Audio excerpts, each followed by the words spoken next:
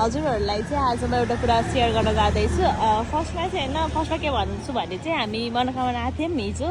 अनि यहाँ चाहिँ मनोकामना म हजुरको लागि इन्फर्मेसनको लागि पनि होइन, मनोकामना चाहिँ 5 बजे चाहिँ जाने चाहिँ बन्द हुँदो रहेछ। आई मिन टिकटहरू चाहिँ बन्द हुँदो रहेछ। अनि केबुल कार जाने केबुल कारहरू चाहिँ बन्द हुने रहेछ।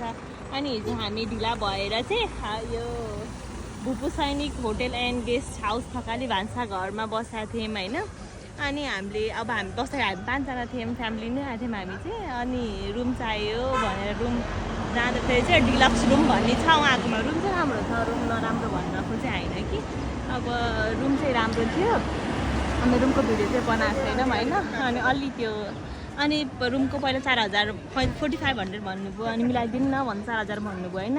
अनि 4000 पनि मिल्दैन भन्नुभयो। पहिला गएको मान्छेहरूले पनि 4000 दिएको छ भनेर देखाउनु भयो कि उहाँले। अनि मैले चाहिँ लास्टलाई 3500 गरिदिनु नि त भनेर अनि 3500मा ओके भएको थियो। अनि त्यहाँदेखि अहिले पैसा तिर्ने बेलामा चाहिँ अहिले हामीलाई चाहिँ 5200को पऱ्यो होइन टोटल। अनि 5200 कसरी पऱ्यो भनेर भन्दाखेरि चाहिँ होइन उहाँले के भन्नुभयो भने 3500को रुम अनि 41 के अरे 1450को चाहिँ खाना। हामी 5 जनाले भेज खाना खाएको थियौँ। एउटा भेज थालीको 290 होइन। खाना पनि यस्तो नमिठो थियो कि त्यो तपाईँहरू कोही पनि आउनु भयो भने त्यहाँ नजानु होला।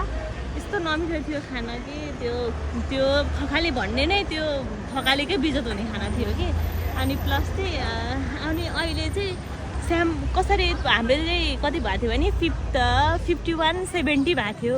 अनि 30 रुपियाँ हजुरले हामीलाई दिनु पऱ्यो भनेर भन्दाखेरि अनि उहाँले चाहिँ 30 रुपियाँको दिनु पर्दैन, हामीलाई पानी दिनु नि त भन्यौँ होइन। अहिले भर्खरको कुरा हो यो।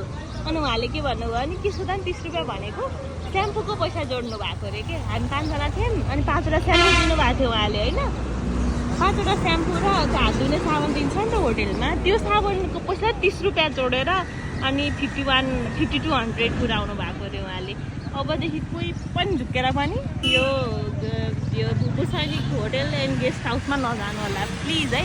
अनि चाहिँ इन्डियनहरू आउनुहुन्छ यहाँ चाहिँ, जस्तो इन्डियनहरू आउनुहुन्छ नि त। अनि इन्डियनहरू आएको केसमा चाहिँ उहाँले हामीलाई त्यही रुम 2000 भन्नुहुन्थ्यो, मिलाएर 1500मा राखिदिन्छु भन्नुहुन्थ्यो होइन। तर इन्डियनले त्यही रुम 800 भन्दा 1 रुपियाँ थप्दिनँ भन्यो होइन।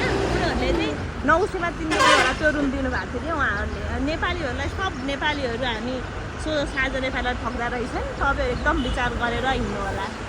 पछि होइन अब गाडी पाउँदैन कि अनि फेरि टाढा हिँड्नुपर्छ, लाइन बस्नुपर्छ यताउता भनेर त्यो टेन्सन भएर पनि यो एरियामा बस्न खोज्छौँ सायद। हामी पनि त्यही भएर बसेको हो यता होइन। तर मजाले गाडीहरू पाउँछ कि, किनभने यहाँ चाहिँ 7:30 बजी बल्ल यो गेट खुल्दो रहेछ कि। 7:30 बजी नभएको भने त हामी भित्र पनि जान पाउँदैनौँ। अनि पहिला दिन अनलाइन टिकट लियो नि भयो। अनलाइन टिकट 5 दिनलाई भ्यालिड 7 दिनलाई भ्यालिड हुने रहेछ। मजाले अनलाइन टिकट लिने आउने अनि फेरि जाने। यता यहाँ बस्नै पर्दैन, यो एरिया त बस्दै नबस्नु भन्छु म होइन। कसैलाई पनि यता इमर्जेन्सी परे मात्र हो, नत्र भने अन्त के अरे उता कुरिन्टारतिर अनि मुगलिनतिर बस्न पनि हुन्छ कि। किनभने यहाँ अटोहरू नि पाउँदो रहेछ, अटोहरू लिएर भित्र तलसम्म जानु पर्ने रहेछ होइन। अनि जम्म खुल्ने चाहिँ 7:30 बजी, केबुल कार स्टार्ट हुन्छ 7:30 बजी बल्ल। 8 बजी 7:30 बजीदेखि 8 बजीसम्म बल्ल स्टार्ट हुँदो रहेछ। त्यही भएर यो एरियामा बसेर नठगिनु होला।